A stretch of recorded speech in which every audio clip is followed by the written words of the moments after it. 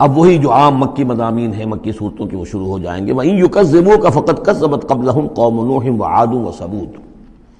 اور اے نبی اگر یہ آپ کو جھٹلا رہے ہیں تو آپ سے پہلے بھی جھٹلایا ہے قوم نوح نے، قوم عاد نے، قوم سمود نے، قوم ابراہیم و قوم لوط، ابراہیم کی قوم نے اور لوط کی قوم نے، واصحاب مدین اور مدین والوں نے، وکذب موسیٰ اور موسیٰ کی بھی تکذیب کی گئی تھی. فَأَمْلَيْتُ لِلْكَافِرِينَ، تو میں نے کافروں کو کچھ ڈھیل دی، مہلت دی، ان کی رسی دراز کی.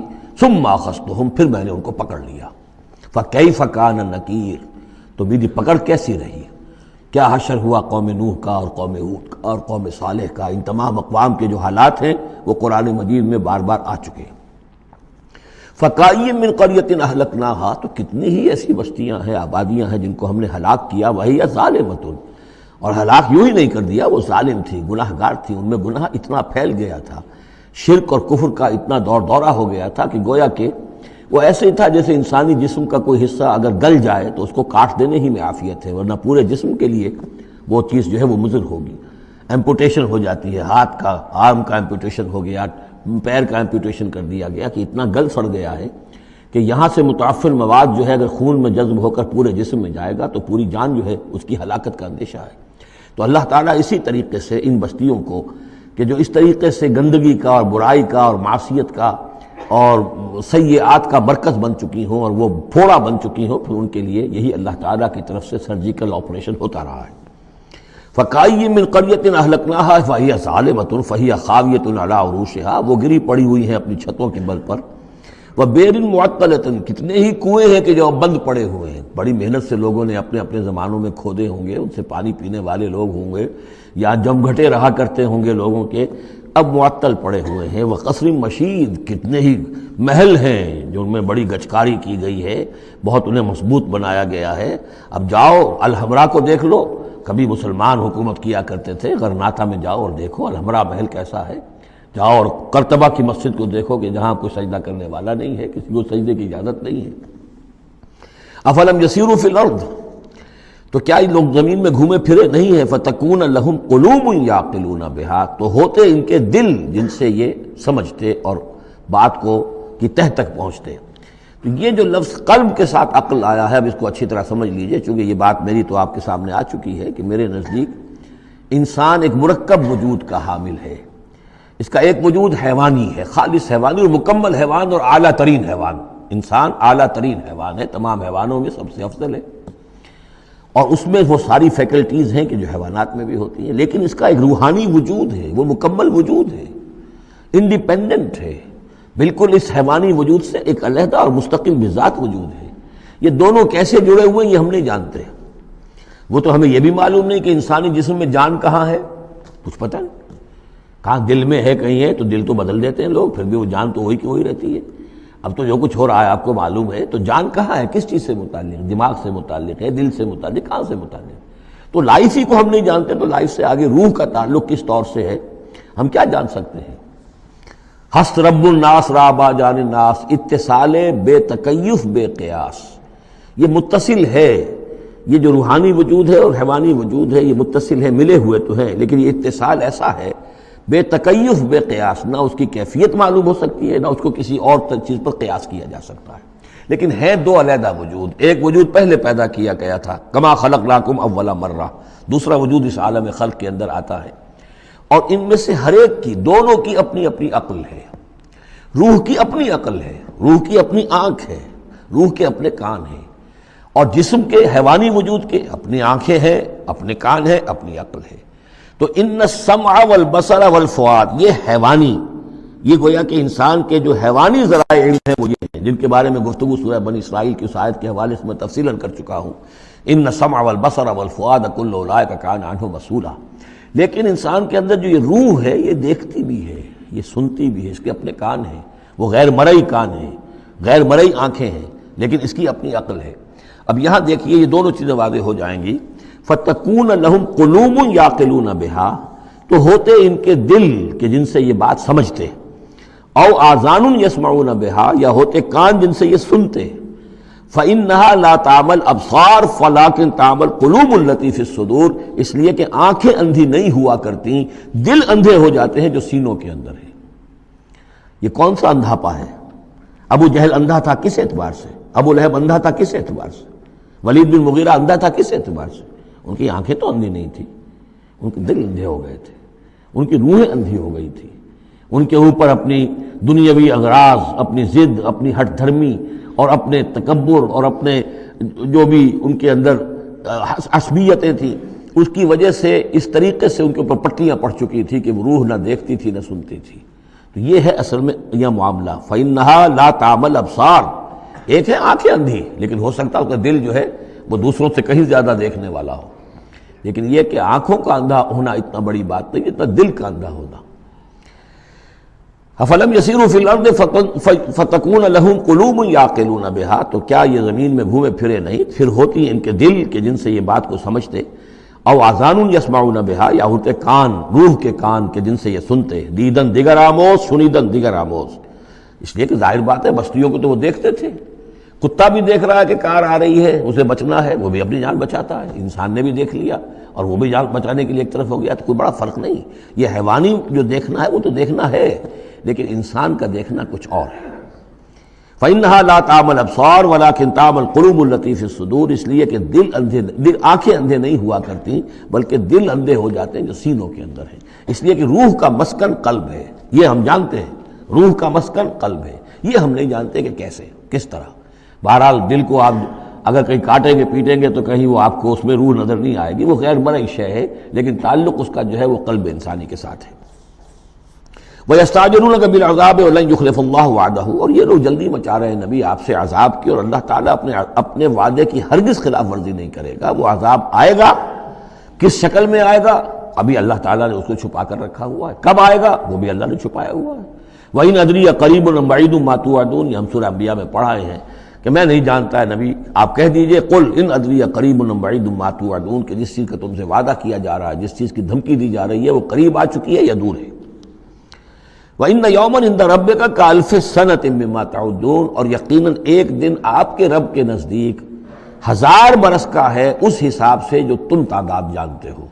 انسانی عام حساب سے جو 1000 برس ہے، دنیا کا ہمارا حساب سے وہ در حقیقت اللہ کا ایک دن ہے۔ یہ مضمون چونکہ قرآن مجید میں پھر سورہ سجدہ میں پھر آئے گا، 2 مرتبہ آیا، تو یہ مضمون یوں سمجھیے کہ یہ محکمات میں سے، یہ متشابہات میں سے نہیں ہے، بات بالکل پختہ ہے اور واضح ہے۔ يُدَبِّرُ الْأَمْرَ مِنَ السَّمَاءِ إِلَى الْأَرْضِ ثُمَّ يَعْرُجُ إِلَيْهِ فِي يَوْمٍ كَانَ مِقْدَارُهُ أَلْفَ سَنَةٍ مِّمَّا تَعُدُّونَ، تو اللہ تعالیٰ کی جو تدبیر امر ہے، وہی جو 3 کام ابتدائی جو شاہ ولی اللہ دہلوی رحمۃ اللہ علیہ کی تصنیف حجت اللہ البالغہ کے حوالے سے میں بتا چکا ہوں، ابداع، خلق اور تدبیر، تدبیر تیسرا کام ہے۔ اس تیسرے کام کے ضمن میں اللہ کا جو بھی ایک نقشہ بنتا ہے اس کی مشیت کا، وہ 1000 سال کا ہوتا ہے ہمارے حساب سے، اس کا ایک دن ہے، وہ اس کی ایک پلاننگ ہو جاتی ہے، اس کے احکام جو ہیں وہ فرشتوں کے حوالے کر دیے جاتے ہیں، اس کی پھر ایگزیکیوشن ہوتی ہے، تو 1000 برس کی پلاننگ ہے ہمارے حساب سے، اللہ کے ہاں وہ ایک دن ہے۔ وَكَأَيٍّ مِّن قَرْيَةٍ أَمْلَيْتُ لَهَا، اور کتنی ہی بستیاں ایسی ہوئی ہیں کہ جنہیں ہم نے ڈھیل دی تھی، وَهِيَ ظَالِمَةٌ، لیکن وہ تھیں گناہ گار، ثُمَّ أَخَذْتُهَا، پھر میں نے ان کو پکڑ لیا، وَإِلَيَّ الْمَصِيرُ، اور میری ہی طرف لوٹ کر آنا ہے۔ قُلْ يَا أَيُّهَا النَّاسُ إِنَّمَا أَنَا لَكُمْ نَذِيرٌ مُّبِينٌ، کہہ دیجئے اے نبی، اے لوگو، میں ہوں ایک خبردار کرنے والا، صاف صاف تمہارے لیے ایک خبردار کرنے والا آیا ہوں، ڈرانے والا آیا ہوں، بتا دینے والا ہوں کہ یہ مراحل زندگی کے آنے والے ہیں۔ فالذین آمنوا وعملوا الصالحات، جو لوگ ایمان لائیں اور نیک عمل کریں، لہم مغفرۃ ورزق کریم، ان کے لیے اللہ کی طرف سے مغفرت ہے، یہ میں بشارت دے رہا ہوں، اور رزق کریم، اور بہت ہی باعزت روزی ملے گی۔ والذین سعوا فی آیاتنا معاجزین، اور جو لوگ ہماری آیات کے بارے میں تگ و دو کریں گے کہ انہیں کسی طریقے سے فیل کر دیں، ناکام کر دیں، غیر مؤثر کر دیں، ان آیات کو پھیلنے نہ دیں، اولئک اصحاب الجحیم، تو یہ وہ لوگ ہیں کہ جہنم والے ہیں۔ وما ارسلنا من قبلک، یہ کافی مشکل آیت ہے قرآن مجید کی جو اگلی آ رہی ہے، اور اس میں کافی قیل و قال ہے۔ وما ارسلنا من قبلک من رسول ولا نبی الا اذا تمنى القى الشیطان فی امنیتہ، اور نہیں بھیجا ہم نے آپ سے پہلے بھی کوئی رسول، اے نبی صلی اللہ علیہ وسلم، نہ کوئی رسول نہ نبی، الا اذا تمنا، مگر یہ کہ جب اس نے خود کوئی خیال باندھا، کوئی پلاننگ کی، کوئی نقشہ بنایا اپنے کام کا، ایک تو یہ کہ اللہ کی طرف سے ہدایت آ رہی کہ اب یہ کیجئے، اب یہ کیجئے، اب یہ کیجئے، ظاہر بات ہے کہ اس میں تو کسی خطا کا کوئی امکان ہی نہیں، وہی چاہے وہ وحی جلی ہو اور چاہے وحی خفی ہو، نبی کے لیے وحی جلی وحی خفی دونوں محفوظ ہیں۔ وحی خفی کے اندر بھی شیطان یا شیطانی قوتیں کوئی در اندازی نہیں کر سکتے، لیکن یہ کہ کبھی ایسا بھی ہوتا ہے کہ وحی کی طرف سے کوئی بات نہیں آئی ہے، ظاہر بات ہے کہ یہ نہیں سمجھنا چاہیے کہ نبی کی حیثیت بالکل ایسے ہے جیسے وہ کسی زمانے میں، آج کل تو شاید وہ معاملہ ختم ہو گیا، وہ تار جو جاتے تھے گٹ گٹ گٹ گٹ گٹ ہو رہی ہے، ادھر سے ہو رہی ہے ادھر سے وہ جو ہے مشین بول رہی ہے، تو بیچ میں تو مشین ہے، کچھ نہیں ہے۔ تو ایسا نہیں ہے کہ نبی کی اپنی کوئی شخصیت ہی نہ ہو، نبی کی اپنی کوئی سوچ ہی نہ ہو، نبی کی اپنی کوئی پلاننگ ہی نہ ہو۔ یہ تو عام انسان بھی دیکھیے، اگر کوئی آپ کو یہ کہے بس آپ کو تو جو کہا کرتے چلے جاؤ، تو آپ کہیں گے میری شخصیت، میری بھی کوئی سوچ ہے، میری بھی کوئی اس معاملے کے اندر مجھے بھی کوئی رائے جو ہے۔ تو نبی کا معاملہ یہ نہیں ہے کہ بس ہر لحظہ وہ اللہ کا حکم آ رہا ہے، نہیں، بلکہ یہ کہ ان کو ایک حکم دے دیا گیا، اس پر پھر وہ خود بھی سوچتے ہیں۔ تبلیغ کیجئے، جیسے حکم آیا انذر عشیرتک الاقربین، اب اپنے قریبی رشتہ داروں کو خبردار کیجئے۔ اب یہ کام نبی کا تھا کہ آپ نے حضرت علی کو حکم دیا کہ کھانے کا انتظام کرو، اور بنو ہاشم کے تمام مردوں کو آپ نے بلا لیا۔ یہ جو تدبیر ہے یہ محمد الرسول اللہ صلی اللہ علیہ وسلم کی۔ ان تدبیروں میں ایسا ہو سکتا ہے کہ کسی وقت کوئی خطا ہو جائے، کسی وقت کوئی بات جو ہے غلط بھی ہو جائے، یہ بات چونکہ اس کا ذاتی اجتہاد ہے۔ چنانچہ صحابہ کرام بھی یہ کرتے تھے۔ غزوہ بدر میں حضور نے جہاں حکم دیا تھا کیمپ لگانے کا، تو وہ جا کر بعض صحابہ پہنچ گئے کہ حضور دیکھیے اگر تو یہ وحی کے حکم کے تحت ہے، جو اللہ کا حکم ہے کہ یہاں کیمپ ہمارا ہونا چاہیے، سر تسلیم خم ہے۔ اگر یہ آپ کی ذاتی رائے ہے تو پھر ذرا اگر آپ اجازت دیں تو ہم کچھ اپنی رائے بھی پیش کریں۔ آپ نے فرمایا ہاں کہو۔ انہوں نے عرض کیا کہ ہمارے نزدیک جو تجربہ ہمیں جنگوں کا ہے، اس کے بنا پر ہم یہ سمجھتے ہیں کہ ہمارا جو پڑاؤ ہے، ہمارا کیمپ وہاں لگنا چاہیے، اس وادی کے اس گوشے میں۔ آپ نے فرمایا ٹھیک ہے، یہاں سے خیمے اٹھاؤ اور وہاں لگا لو۔ ظاہر بات ہے یہ تدبیر تھی ذاتی تھی محمد الرسول اللہ صلی اللہ علیہ وسلم کی۔ اس میں اختلاف کی صحابہ کو گنجائش ہے اور انہیں اپنی رائے پیش کرنے کا بھی موقع ہے۔ اگر یہ وہی سے ہوتا تو ظاہر بات ہے کہ پھر وہاں سے کوئی سوال پیدا نہیں ہوتا تھا کہ وہاں سے کیمپ اکھاڑا جائے۔ تو اس طرح کے معاملے میں خطا بھی ہو سکتی ہے، غلطی بھی ہو سکتی ہے، اور اس قسم کے معاملے میں کوئی در اندازی جو ہے شیطان کی طرف سے بھی ممکن ہے۔ اب یہ مسئلہ ایسا ہے کہ چونکہ عصمت انبیاء کے بارے میں جو بہت حساس، تمام اہل ایمان جو ہے بہت حساس ہیں، تو یہ آیت جو ہے تو یہ گویا کہ یوں سمجھیے کہ یہ حلق میں پھنس جاتی ہے، اس کو اس طریقے سے قبول کرنا بڑا مشکل ہے۔ تو تعویلیں بڑی دور راسکار بھی کی گئی ہیں، لیکن میرے نزدیک اس کی بالکل سیدھی سی بات ہے۔ یہاں تک کہ میں آپ کو واقعہ بتا چکا ہوں تعبیر نخل کا، کہ حضور نے مدینے میں جا کر کہا کہ یہ آرٹیفیشل پولینیشن وغیرہ کے لیے تم جو قریب کر دیتے ہو، کھجور کے نر اور مادہ پھولوں کو قریب لے آتے ہو تاکہ فرٹیلائزیشن زیادہ ہو جائے اور پھر یہ کہ پھل زیادہ ہو جائے، نہ کرو تو کیا ہے، آپ کے بس یہ کہنے سے صحابہ نے نہیں کیا، لیکن یہ کہ فصل کم ہو گئی۔ اب انہوں نے ڈرتے ڈرتے عرض کیا کہ حضور آپ نے یہ فرمایا تھا، ہم نے نہیں کیا، تعبیر نخل اس سال ہم نے نہیں کی تھی، فصل کم ہو گئی ہے۔ فرمایا انتم عالم بامور دنیاکم، یہ معاملات تمہارے، میں یہ سکھانے تمہیں نہیں آیا، ایگریکلچر سکھانے نہیں آیا تمہیں میں تو آیا ہوں یہ ہدایت دینے کے لیے۔ جو ہدایت میں دوں، جو میری جو نبوت اور رسالت کا جو ایشو ہے، جو اس کا موضوع ہے، اس پر تمہیں میری ہر بات کو ماننا ہے، لیکن یہ جو تمہارے معاملات ہیں یہ تجرباتی معاملات ہیں۔ اب دیکھیے تجرباتی، چونکہ وہ تجربہ تھا انہیں، وہ کرتے تھے، زراعت کرتے تھے، اور انہیں یہ اندازہ ہو گیا تھا کہ ایسا ہو تو اس سے یہ کہ پھل زیادہ ہوتا ہے، تو تجربے پر تھا، اور تجربے ہی کی بنیاد پر سائنس ہے۔ پوری سائنس کیا ہے؟ ایکسپیریمنٹیشن ہے نا، اسی کے اوپر تو یہ سائنس ڈیولپ ہوئی ہے۔ ان چیزوں کو جو ہے وہ اس سے خارج سمجھیے، اس میں کوئی تعلق جو ہے دین کا اس سے نہیں ہے۔ انتم عالم بامور دنیاکم، تم اپنے ان دنیاوی معاملات کو جو تجربے پر جس کا دار و مدار و نثار ہے مجھ سے بہتر جانتے ہیں۔ یہ حدیث ہے بخاری شریف کی، الحمدللہ اللہ تعالیٰ ان پر لاکھوں نعمتیں اور اپنی رحمت نازل فرمائے، یہ چیزیں محفوظ رہ گئی ہیں ہمارے لیے، تبھی تو ہمارے لیے کچھ کہنے کا اور بولنے کا موقع ہے۔ تو فرمایا انتم عالم بامور دنیاکم۔ اسی طریقے کا مسئلہ یہ ہے، وما ارسلنا من قبلک من رسول ولا نبی الا اذا تمنا، جب وہ کوئی اپنی اسکیم بناتے ہیں، اپنی پلاننگ کرتے ہیں، القی الشیطان فی امنیتہ، تو شیطان ان کے خیال میں کچھ ڈال دیتا ہے۔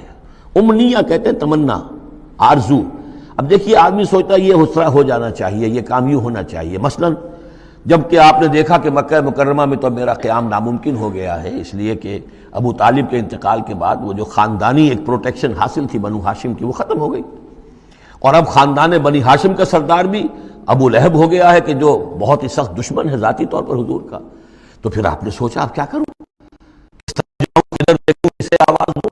تو آپ نے طائف کا سفر کیا، لیکن یہ کہ وہاں پہ آپ جو ہے ناکام وہاں سے آنا پڑا، وہاں کوئی آپ کو ریسپانس نہیں ملی، بلکہ زندگی کا سخت ترین دن جو ہے حضرت عائشہ صدیقہ رضی اللہ تعالیٰ عنہ کی روایت موجود ہے، ان کے ہوش کے دوران تو سمجھیے کہ غزوہ احد کا دن سخت ترین تھا، تو انہوں نے کبھی پوچھ لیا کہ حضور آپ پر احد کے دن سے بھی سخت دن کوئی گزرا ہے؟ آپ نے فرمایا ہاں، طائف کا دن مجھ پر اس سے کہیں زیادہ سخت تھا، وہ سختی ہوئی حضور پر۔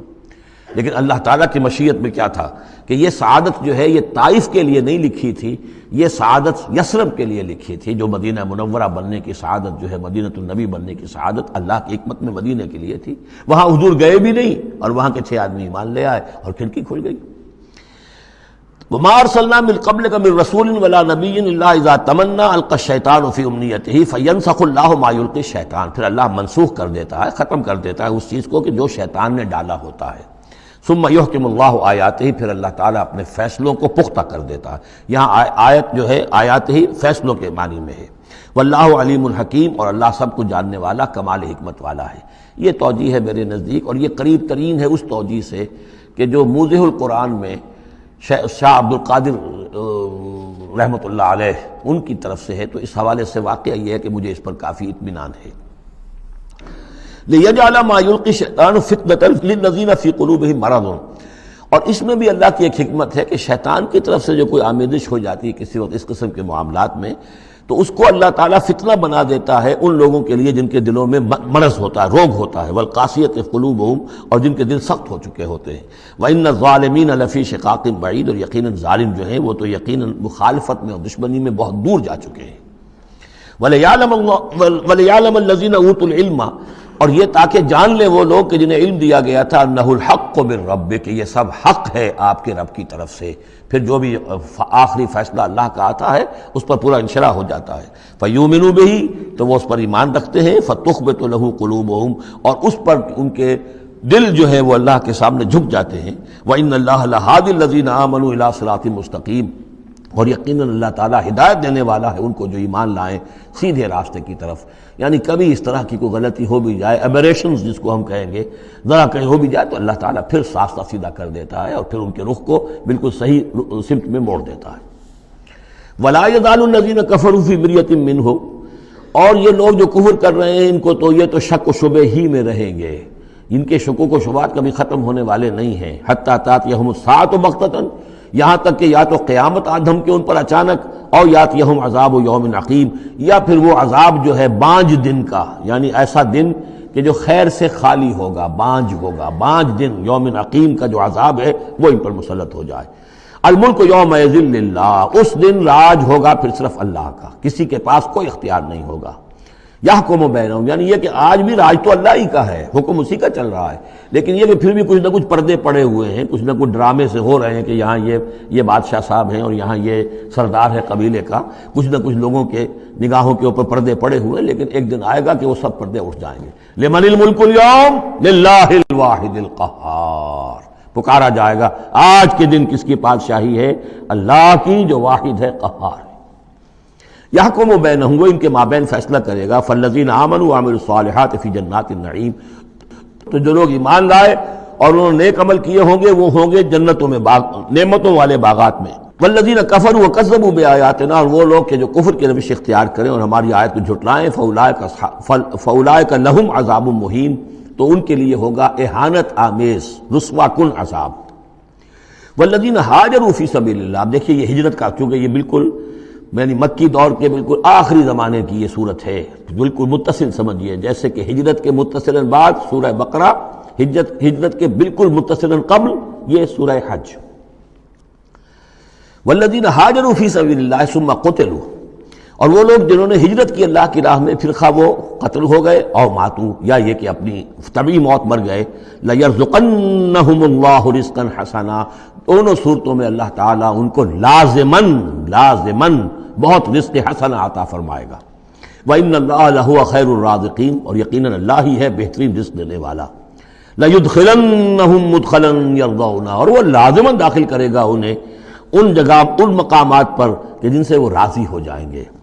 وَإِنَّ اللَّهَ الْعَلِيمُ الْحَلِيمُ، اللہ تعالیٰ یقیناً علیم ہے، سب کچھ جاننے والا، اور حلیم ہے، تحمل والا ہے۔ ذَلِكَ وَمَنْ عَاقَبَ بِمِثْلِ مَا عُوقِبَ بِهِ، یہ تو ہے ہی، اور یہ کہ جو شخص زیادتی کرے، جس نے بدلہ لیا بمثل ما عوقب بہ، جیسا کہ اس پر زیادتی کی گئی تھی، جیسا کہ اس پر ظلم کیا گیا تھا، ثم بغی علیہ، پھر اس پر مزید زیادتی کی جائے، لینصرنہ اللہ تعالیٰ اس کی لازماً مدد کریں گے۔ یعنی جو زیادتیاں ہو چکی ہیں مسلمانوں پر، اب ان کا حق ہے کہ ان کا بدلہ لیں، پھر اگر ان کی طرف سے اضافی زیادتی اور ہوگی تو پھر اللہ تعالیٰ کی طرف سے ان کی مدد کا پختہ وعدہ ہے۔ ان اللہ لعفو غفور، یقیناً اللہ تعالیٰ عفو اور غفور ہے، معاف فرمانے والا، درگزر کرنے والا ہے۔ ذالک بان اللہ یولج اللیل فی النہار، اور یہ اس لیے ہے، یعنی یہ کہ اللہ تعالیٰ کا پورا یہ نظام کائنات کا اسی طرح چل رہا ہے، اسی عدل پر، انصاف پر۔ یہ نہ ہو تو جیسے کہ ابھی آیت آئی تھی کہ اگر ایک گروہ کو دوسرے گروہ کے ذریعے سے ہٹاتے نہ رہتے، نیست و نابود نہ کرتے رہتے، تو زمین میں فساد بچ جاتا۔ لہدمت صوامع وبیع وصلوات ومساجد یذکر فی اسم اللہ کثیرا، اس طرح فرمایا کہ ہمارا ایک نظام ہے جو اس دنیا کا ہے، اس طرح کا ایک نظام جو ہے وہ آفاقی بھی ہے۔ ذالک بان اللہ یولج اللیل فی النہار، یہ اس لیے کہ اللہ تعالیٰ رات کو لے آتا ہے دن میں پروتا ہوا، ویولج النہار فی اللیل، اور دن کو لے آتا ہے رات میں پروتے ہوئے، وان اللہ سمیع بصیر، اللہ سب کچھ سننے والا اور دیکھنے والا ہے۔ ذالک بان اللہ هو الحق، یہ اس لیے کہ اللہ ہی حق ہے، ذات برحق، جس کا حق ہونا قطعی ہے، یقینی ہے۔ وَأَنَّمَا يَدْعُونَ مِن دُونِهِ هُوَ الْبَاطِلُ، اور جس کو وہ پکار رہے ہیں اس کے سوا وہ سب باطل ہے، آدر ہوا ہے، ان کی کوئی حیثیت نہیں۔ وَأَنَّ اللَّهَ هُوَ الْعَلِيُّ الْكَبِيرُ، اور یہ کہ یقیناً اللہ تعالیٰ ہی ہے سب سے بلند و بالا اور سب سے بڑا۔ أَلَمْ تَرَ أَنَّ اللَّهَ أَنزَلَ مِنَ السَّمَاءِ مَاءً، کیا تم نے دیکھا نہیں کہ اللہ نے اتارا آسمان سے پانی، فَتُصْبِحُ الْأَرْضُ مُخْضَرَّةً، تو زمین سبز ہو جاتی ہے، سرسبزی شادابی نظر آتی ہے۔ ان اللہ لطیف الخبیر، یقیناً اللہ تعالیٰ بڑی ہی خفیہ تدبیریں کرنے والا اور ہر شے سے باخبر ہے۔ باریک بین بھی اس کے معنی ہے لطیف کے، اور خفیہ تدبیر کرنے والا۔ لہو ما فی السماوات و ما فی الارض، جو کچھ آسمانوں میں ہے وہ بھی اسی کا ہے، اور جو کچھ زمین میں ہے وہ بھی اسی کا ہے۔ وان اللہ لہو الغنی الحمید، اور یقیناً اللہ تعالیٰ الغنی ہے، یعنی اسے کوئی احتیاج نہیں، الحمید ہے، اپنی ذات میں خود محمود ہے، ستودہ صفات ہے، اسے کسی حمد کی ضرورت نہیں۔ الم تر ان اللہ سخر لکم ما فی الارض والفلک تجری فی البحر بامرہ، کیا تم نے دیکھا نہیں کہ اللہ تعالیٰ نے تمہارے لیے مسخر کر دیا ہے، تمہاری خدمت گزاری میں، تمہاری ضروریات کی بہم رسانی میں لگا دیا ہے ان سب چیزوں کو جو زمین میں ہے، والفلک، اور کشتی کو، تجری فی البحر بامرہ، جو چلتی ہے سمندر میں اور دریا میں اس کے حکم سے، وَيُمْسِكُ السَّمَاءَ أَن تَقَعَ عَلَى الْأَرْضِ، اور وہی ہے جو تھامے ہوئے آسمان کو کہ وہ گر نہ جائے زمین پر، إِلَّا بِإِذْنِهِ، مگر اس کے حکم سے۔ ان اللہ بالناس لرؤوف الرحیم، یقیناً اللہ تعالیٰ انسانوں کے حق میں بہت ہی شفیق ہے، نرمی کرنے والا ہے اور مہربان ہے۔ وَهُوَ الَّذِي أَحْيَاكُمْ، وہی ہے جس نے تمہیں زندہ کیا، یعنی پہلے تم مردہ تھے۔ سورہ بقرہ میں بھی آیت آپ دیکھ چکے ہیں، بالکل اس کے ہم وزن آ رہی ہے۔ کیف تکفرون باللہ وکنتم امواتا فاحیاکم ثم یمیتکم ثم یحییکم ثم الیہ ترجعون۔ اب یہاں صرف یہ کہ کنتم امواتا کے الفاظ کو دوبارہ نہیں لائے، هو الذی احیاکم ثم یمیتکم ثم یحییکم، تم مردہ تھے پھر تمہیں زندہ کیا، پھر تمہیں موت دے گا، پھر زندہ کرے گا۔ مردہ تھے یعنی یہ ہمارا وہ دور ہے جبکہ روحانی عالم ارواح میں ہم سے عہد لینے کے بعد ہمیں سلا دیا گیا، الست بربکم، اس کے بعد کسی کولڈ سٹوریج کے اندر تمام ارواح کو رکھ دیا گیا، وہ ہماری پہلی موت تھی، پہلی نیند تھی جو ہم سوئے رہے۔ اس کے بعد جاگے ہیں تو اس عالم خلق کے اندر کسی رحم مادر کے اندر وہ روح جو ہے وہ لا کر ایک جنین کے ساتھ جوڑ دی گئی، یہ ہمارا احیاء اول ہو گیا۔ اس کے بعد پھر یہاں رہیں گے تو یہ زندگی ہے دوسری، اور اس کے بعد جب موت ہوگی تو احیاء یہ اماتہ ثانی ہو جائے گا، پھر اللہ اٹھائے گا بعد بعد الموت، وہ احیاء ثانی ہو جائے گا۔ یہ سورہ غافر میں مضمون آئے گا، اس کا کلائمیکس جو ہے سورہ غافر میں ہے۔ وَهُوَ الَّذِي أَحْيَاكُمْ ثُمَّ يُمِيتُكُمْ ثُمَّ يُحْيِيكُمْ إِنَّ الْإِنسَانَ لَكَفُورٌ، یقیناً انسان جو ہے وہ ناشکرا ہے۔ لِكُلِّ أُمَّةٍ جَعَلْنَا مَنسَكًا هُمْ نَاسِكُوهُ، ہم نے ہر امت کے لیے ان کے قربانی کے طریقے، طور طریقے، عبادات کے آداب ہم نے مقرر کر دیے ہیں جو اس کی پیروی کرتے ہیں۔ فَلَا يُنَازِعُنَّكَ فِي الْأَمْرِ، تو انہیں آپ سے جھگڑنا نہیں چاہیے، یعنی یہ کہ اگر یہود کے ہاں کوئی اور طریقے تھے قربانی کے تو اور یہاں بنی اسماعیل کے لیے ہم نے کچھ اور مقرر کیے، مسلمانوں کو اب کچھ اور طریقے ہم بتا رہے ہیں، تو اس میں کوئی حرج نہیں ہے، اس میں جھگڑنے کی ضرورت بات نہیں۔ یہ پہلے پڑھ چکے ہیں اسی صورت میں کہ ہم نے ہر امت کے لیے منسک مقرر کیے ہیں۔ وَلِكُلِّ أُمَّةٍ جَعَلْنَا مَنسَكًا لِيَذْكُرُوا اسْمَ اللَّهِ عَلَىٰ مَا رَزَقَهُم مِّن بَهِيمَةِ الْأَنْعَامِ فَإِلَٰهُكُمْ إِلَٰهٌ وَاحِدٌ فَلَهُ أَسْلِمُوا وَبَشِّرِ الْمُخْبِتِينَ۔ تو ہر قوم کے لیے، ہر امت کے لیے اللہ تعالیٰ نے قربانی کے قواعد و ضوابط بنائے، تو وہ اس کی پیروی کرتے ہیں۔ فَلَا يُنَازِعُنَّكَ فِي الْأَمْرِ، تو انہیں جھگڑنا نہیں چاہیے نبی آپ سے اس معاملے میں۔ وَادْعُ إِلَىٰ رَبِّكَ، اور اپنے رب کی طرف آپ بلاتے رہیے۔ إِنَّكَ لَعَلَىٰ هُدًى مُسْتَقِيمٍ، یقیناً آپ تو ہدایت کے، سیدھی ہدایت کے راستے پر ہیں۔ وَإِن جَادَلُوكَ، اور اگر یہ آپ سے جھگڑے، فَقُلْ اللَّهُ أَعْلَمُ بِمَا تَعْمَلُونَ، تو کہیے بھئی اللہ کو بہتر معلوم ہے جو آپ کر رہے ہیں، میں جو سمجھتا ہوں حق ہے، جو حق میرے پاس آئے میں اس کی پیروی کر رہا ہوں، آپ اگر اپنی جگہ سمجھتے ہیں کہ آپ زیادہ حق پر ہیں تو ٹھیک ہے، آپ جانیں، آپ کا رب جانے۔ اللہ یحکم بینکم یوم القیامہ، اللہ فیصلہ کر دے گا تمہارے مابین قیامت کے دن، فیما کنتم فیہ تختلفون، ان تمام چیزوں کے بارے میں جس میں تم اختلاف کرتے رہے تھے۔ الم تعلم ان اللہ یعلم ما فی السماء والارض، کیا تم جانتے نہیں کہ اللہ تعالیٰ جانتا ہے جو کچھ کہ ہے آسمان میں اور زمین میں۔ ان فی ذالک کتاب، اور یہ ایک کتاب میں لکھا ہوا ہے، یہ وہی ام الکتاب ہے، وہی اللہ تعالیٰ کے علم قدیم کی کتاب ہے۔ ان ذالک علی اللہ یسیر، اور یہ چیز اللہ پر بہت آسان ہے، تمہیں مشکل معلوم ہوتا ہے۔ وَيَعْبُدُونَ مِن دُونِ اللَّهِ مَا لَمْ يُنَزِّلْ بِهِ سُلْطَانًا، اور وہ پوج رہے ہیں، پرستش کر رہے ہیں اللہ کے سوا ایسی چیزوں کی جس کے لیے کہ اللہ نے کوئی سند نہیں اتاری۔ یعنی اللہ کو تو ہم بھی مانتے ہیں، وہ بھی مانتے ہیں، اب اضافی جس کو وہ مانگ رہے ہیں تو اللہ کی طرف سے کوئی سند ہونی چاہیے ان کے لیے، تب تو درست ہے۔ اگر اللہ کی طرف سے سند نہیں ہے تو وہ بے بنیاد ہے۔ وَمَا لَيْسَ لَهُم بِهِ عِلْمٌ، نہ صرف یہ کہ کوئی سند نہیں ہے، کوئی علم بھی نہیں ہے، کوئی معقول بات ہو، کوئی دلیل ہو، کوئی بنیاد ہو، کوئی منطق کے اندر، کوئی حقیقت کے اندر، بالکل بے بنیاد باتیں۔ وَمَا لِلظَّالِمِينَ مِن نَصِيرٍ، ایسے ظالموں کا کوئی مددگار نہیں ہوگا۔ وَإِذَا تُتْلَىٰ عَلَيْهِمْ آيَاتُنَا بَيِّنَاتٍ، اور جب ان کو سنائی جاتی ہیں پڑھ کر ہماری آیات بینات، تعرف فی وجوہ الذین کفروا المنکر، تو تم دیکھتے ہو کہ ان کافروں کے چہروں کے اندر سخت ناگواری کے آثار پیدا ہو جاتے ہیں، بجائے اس کے کہ وہ اللہ کی آیات سن کر ان کے دل کھل اٹھیں، ان کے اندر خوشی کی کیفیت پیدا ہو، انبساط پیدا ہو۔ ہمارے رب کا کلام ہے، تعرف فی وجوہ الذین کفروا المنکر، تم دیکھتے ہو بڑی ناگواری کے آثار ہیں۔ یکادون یسطون بالذین یتلون علیہم آیاتنا، ان قریب ہوتا ہے کہ پل پڑیں گے، وہ حملہ آور ہو جائیں گے، تکہ بوٹی کر دیں گے ان کی جو انہیں ہماری آیات پڑھ کر سنا رہے ہیں۔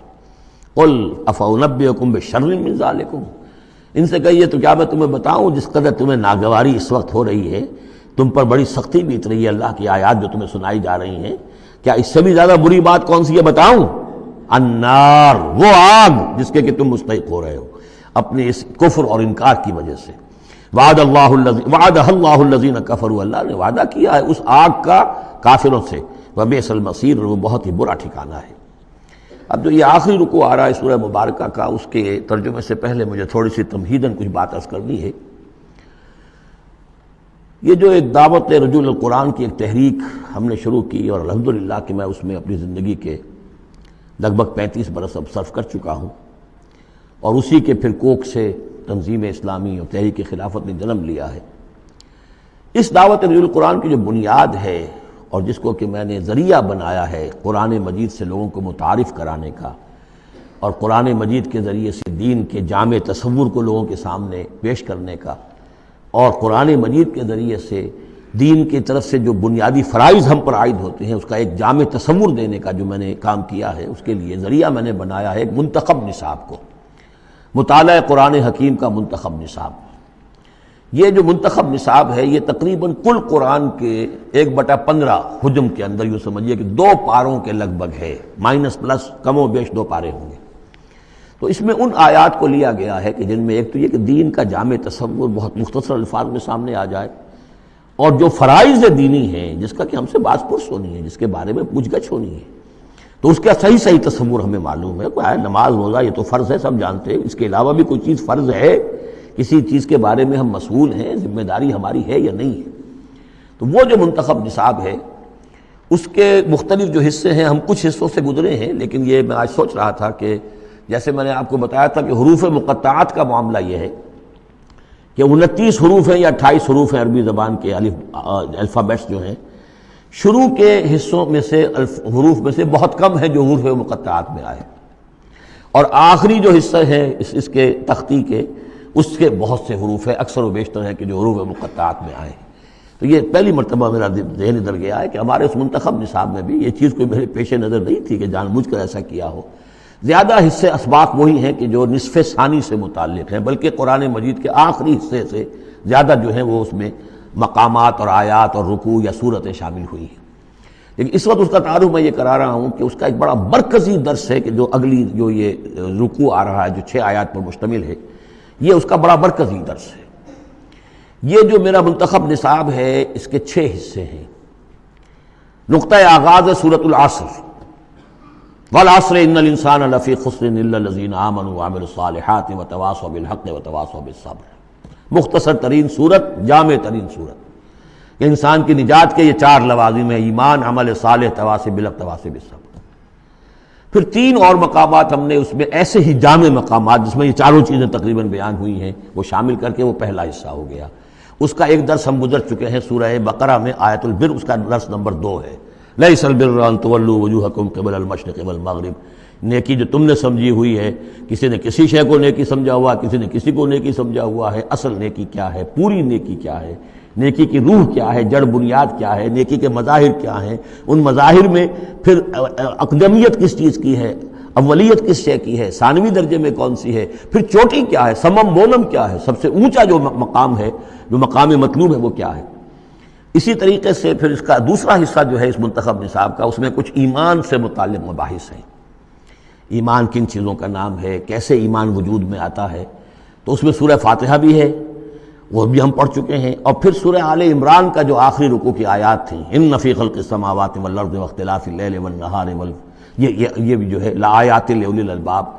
پھر یہ کہ ایک اور سبق اس کا وہ ہے جو اگلی جو صورت آج ہی ہم پڑھیں گے انشاءاللہ، سورہ نور کا جو 5واں رکوع ہے وہ بھی اس کا ایک سبق ہے۔ آج کے ہمارے اس حصے میں اصل میں 3 اسباق آ رہے ہیں کہ جو اس منتخب نصاب کے، اسی لیے میں نے مناسب سمجھا کہ اس منتخب نصاب کا آپ سے تعارف کرا دوں۔ پھر یہ تیسرا حصہ اس کا جو ہے وہ اعمال صالحہ، عمل صالح کی تفصیل کیا ہے، انفرادی سطح پر کیا عمل ہونا چاہیے، اجتماعی سطح پر کیا ہونا چاہیے، معاشرتی سطح پہ کیسے ہونا چاہیے، ریاستی سطح پر کیا ہونا چاہیے۔ تو اس میں خاص طور پہ معاشرتی سطح سے متعلق وہ سورہ بنی اسرائیل کے 2 رکوع ہم پڑھ چکے ہیں جو 15ویں پارے میں آئے، سورہ بنی اسرائیل میں 3 اور 4 رکوع، جو میں نے عرض کیا تھا کہ یہ 10 کمانڈمنٹس جو ہیں تورات کے، وہ گویا کہ ان کی یہ تعبیر ہے، قرآن مجید کی تشریح یہ ہے ان کی۔ تو اس طریقے سے یہ درس جو ہمارا وہ چلتا ہوا، پھر آخر تک اب جو حصے آئیں گے میں بر وقت آپ کو بتاتا جاؤں گا، لیکن یہ درس جو ہے یہ بھی در حقیقت اس کے تیسرے حصے کا آخری یا چوتھے حصے کا پہلا درس ہے، بالکل مرکزی جگہ، 3 حصے ادھر 3 حصے ادھر۔ یہ اس اعتبار سے جامع ترین مقام ہے قرآن کا کہ قرآن کی دعوت کو 2 حصوں میں تقسیم کر کے بیان کیا گیا۔ ایک قرآن کی دعوت عمومی ہے، ہر انسان، کل نوع بشر کے لیے، اس لیے کہ حضور کی بعثت تمام انسانوں کے لیے، ہر انسان کسے باشد، چاہے شمال کا ہو، جنوب کا ہو، مشرق کا ہو، مغرب کا ہو، کالا ہو، گورا ہو، پیلا ہو، نیلا ہو، کوئی ہو، سب کے لیے کیا دعوت ہے قرآن کی، قرآن کیا کہتا ہے، کوئی ہے یا نہیں؟ پہلے درجے میں تو دعوت عمومی، الی کافۃ الناس۔ دوسرے درجے میں دعوت خصوصی، یہ کن کے لیے ہے؟ جو ماننے کا اعلان کرے۔ پہلی دعوت دعوت ایمان ہے، مانو اللہ کو، مانو رسول کو، مانو آخرت کو، مانو بعث بعد الموت کو، مانو جنت کو، مانو دوزخ کو، یہ ہے عام۔ جو یہ مانتے ہی نہیں، اب ان سے کوئی اور کلام نہیں، ان سے ہم کیسے کہیں گے نماز پڑھو اور روزہ رکھو؟ وہ اللہ کو نہیں مانتے، قرآن کو نہیں مانتے، نبی کو نہیں مانتے۔